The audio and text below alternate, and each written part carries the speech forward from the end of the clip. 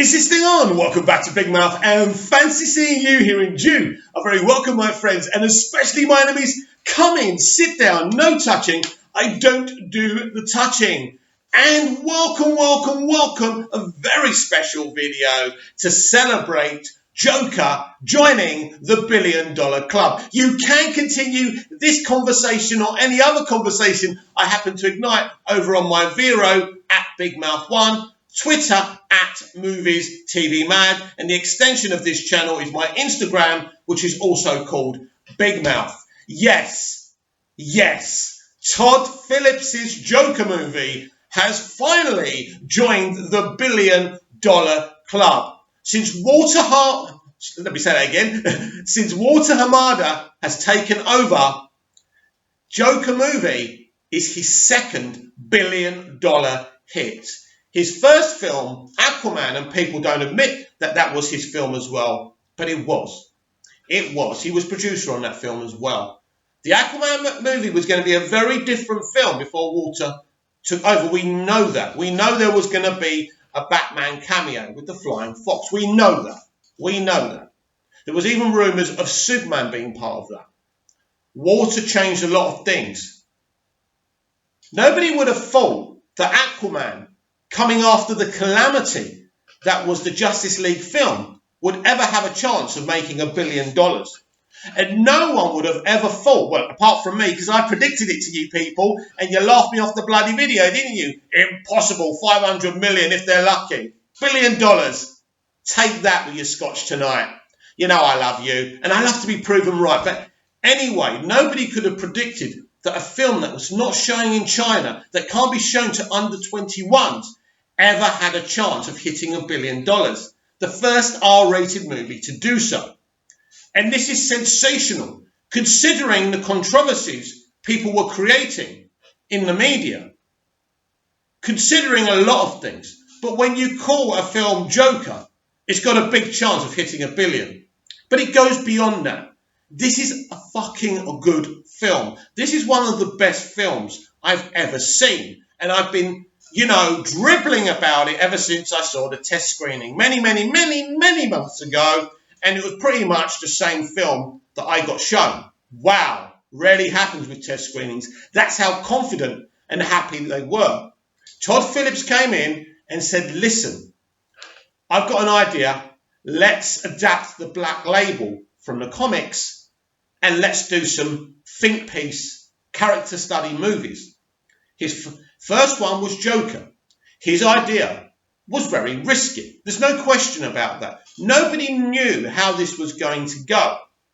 But of course, when you're Todd Phillips and you're as talented as him, and you have the brass cojones to cast one of the greatest actors of not just this generation, but any other, generation in this industry, you've got half a chance. This was a bold risk, a bold kind of roll of the dice by Walter Hamada and Todd Phillips. But it worked. Everything that was thrown at Todd Phillips while they were trying to plug this movie, he threw it back in their faces. Todd Phillips took a father-son relationship with Joaquin. He knew Joaquin could be, let's just say, shaky around the press. In other words, he could be very honest.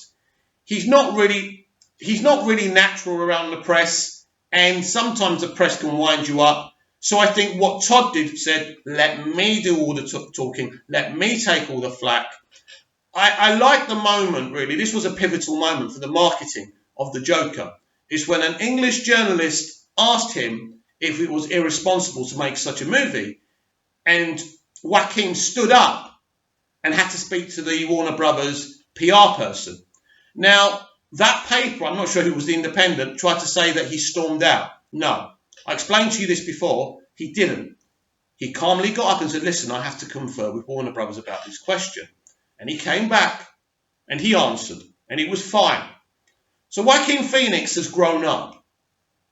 It was important that he grew up for this film.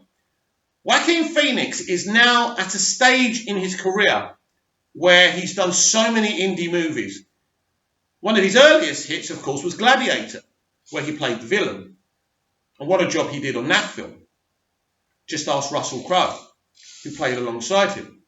But then he did indie after indie after indie, and it became apparent that Joaquin Phoenix was a guy who didn't care about box office or glory. He loves the craft and art of acting. But I think he made the decision that it was time to go mainstream. So even though Joker is a very gritty, compelling tale, the character of the Joker is mainstream. The idea behind this, of course, that this is an Elseworld story. I've already done a DC Extra video talking about what Todd Phillips has said about a possibility of a sequel. Check it out on my homepage. Of course, this changes everything. Walter Hamada came in to a mess. Now he's got $2 billion movies. And who would have said, who would have thought that Aquaman and Joker would be his $1 billion hits? It's a sensational result for both movies. But I never had a doubt when Walter Hamada came in. As you know, in the early stages of his arrival at DC Films, I did a video, probably an edition of the DCEU Daily. Well, I told you I researched the guy and his career, and he was the man to take over. We were at very desperate times when he took over. Zack Snyder had pretty much been fired, let's be honest. We had a rudderless ship. Walter was able to come in, make films on a low budget, and make a profit. Aquaman, Shazam, Joker. It's an amazing time again to be a DC fan. We learned yesterday the date of the release of the Black Adam movie, very exciting. Walter has brought in James Gunn, Mr. Marvel, basically, to do the Suicide Squad sequel. Now, Gavin O'Connor was originally going to do that. Of course, Gavin O'Connor has worked with Ben Affleck, and I think that's proof that Ben was integrally in charge of the DCEU with Zack Snyder. That all changed, of course, when Walter Hamada came in. Things changed, heads rolled. Walter did the things that he needed to do to keep this franchise going. $2 billion movies, big successes, Shazam, big decisions have been made, and it's looking like these decisions are going to continue to pay off. What does this mean for the future? This means for the future that you're going to get plenty of DCEU movies, plenty of the Batman movies. Again, we don't know what's really going on with the Batman. Who is Robert Pattinson's Batman? Is he another universe, multiverse Batman? Or is he the result of the Flashpoint that was rumoured from Grace Randolph? That I can confirm she was telling the truth. But that cut, as I said, or as I will talk about in another video, which you will see tomorrow, is not locked, it's not in the can. Industry talk, by the way.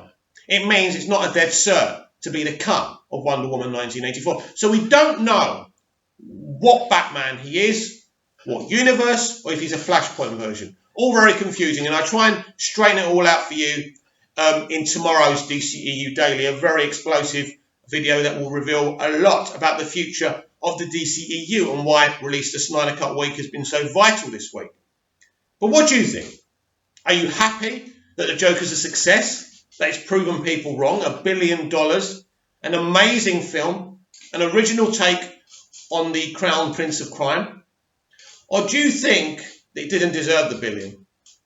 And what does this mean for its awards potential? I believe that it won't win one Oscar, maybe nominated for a couple, because I think Hollywood don't like films like this. I could be proven wrong. I hope I am. I hope it cleans up at the Oscars. I hope it cleans up everywhere. It will be amazing for a Disney? I'm getting my companies mixed up here. But a DC movie to clean up in the box office, $1 billion, a film that barely cost 50 to 70 million to make, and to clean up in award season. We shall see. But for me, and this is my take, the Joker movie crossing $1 billion is sensational. And it means DC movies under Walter Hamada are going in the right direction. Finally.